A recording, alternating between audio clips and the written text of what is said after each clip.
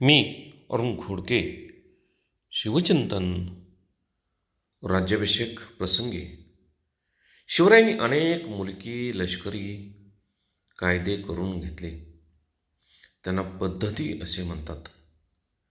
त्यासाठी त्यांनी जुने नवे रीतिरिवाज पाहिले. अशा पद्धतीपैकी एक लेखन प्रशस्ती बाळाजी औजीने तयार केली व यावनी पद्धतीच्या लेखन पद्धतीस पायबंद घातला. सिंहासनाभोवती असलेली मत्स्यचिन्हे, अश्वपुच्छ व तराजू ही चिन्हेही त्याचाच सूचक दृष्टी दर्शवतात. मत्स्यचिन्ह म्हणजे समुद्रवर्चस्व, अश्वपुच्छ म्हणजे सर्वांग सज्ज असे घोडदळ व तराजू निपक्षपाती न्याय दर्शवतात.